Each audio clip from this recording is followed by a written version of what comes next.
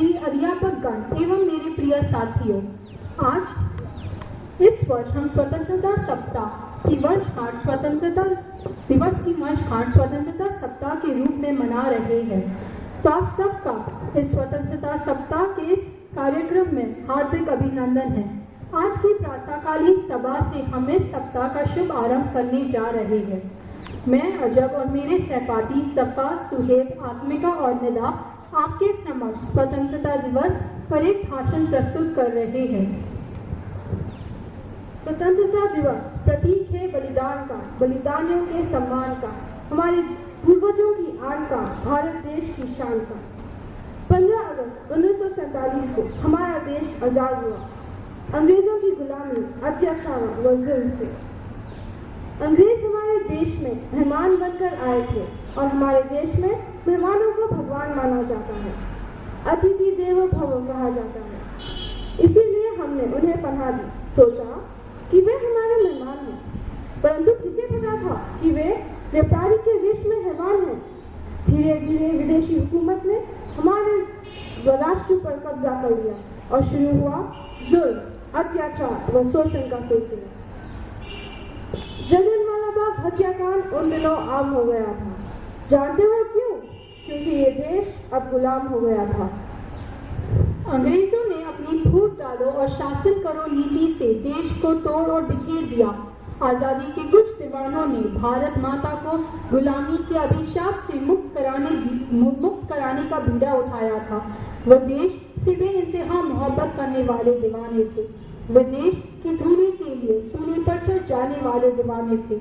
हम सदैव ऋणी रहेंगे उन दीवानों के जिन्होंने हंसते हंसते इस देश के लिए अपनी कुर्बानी दी। अनगिनत नाम हैं। मंगल पांडे, झांसी की रानी लक्ष्मीबाई, चंद्रशेखर आजाद, सुभाष चंद्र बोस, लाला लाजपत राय, सुखदेव, शहीद भगत सिंह, राष्ट्रपिता महात्मा गांधी। आज उन्हीं को नमन करने, उन्हें श्रद्धांजलि देने का दिन है नमन उनको जो देश की खातिर जिए, जो देश की खातिर मरे। ऐ मेरे वतन के लोगों, जरा आंख में भर लो पानी, जो शहीद हुए हैं उनकी जरा याद करो कुर्बानी।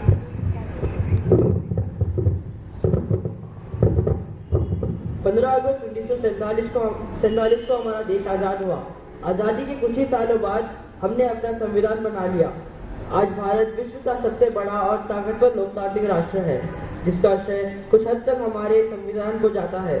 आजादी के बाद हमारे अन्नदाता तथा किसानों ने जी तोड़ मेहनत की, इस कारण कृषि के क्षेत्र में हमें क्रांति सी आ गई। आजादी के बाद हम पर कई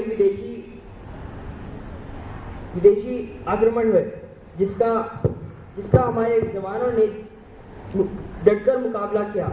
हमको आज तलक कारगिल का वो जमाना याद है, वो तेरा हंसते हंसते देश पर कुर्बान होना याद है। इन विषम परिस्थितियों में भी भारत ने तकनीकी के क्षेत्र में मिसालें कायम करी। आज मेरा दिन हमारे पूर्व प्रधानमंत्री श्री लाल बहादुर शास्त्री जी द्वारा दिए गए नारे को दोहराने का करता है। जय जवान जय किसान। और आज हम कहते हैं जय जवान जय किसान जय विज्ञान। जय विज्ञान को सार्थकता दी दो महान विभूतियों ने, श्री अटल बिहारी वाजपेयी जी व श्री APJ अब्दुल कलाम जी ने। अटल जी के शासनकाल में कलाम जी ने पोखरण में परमाणु परीक्षण करके भारत को परमाणु सशक्त देश बनाया।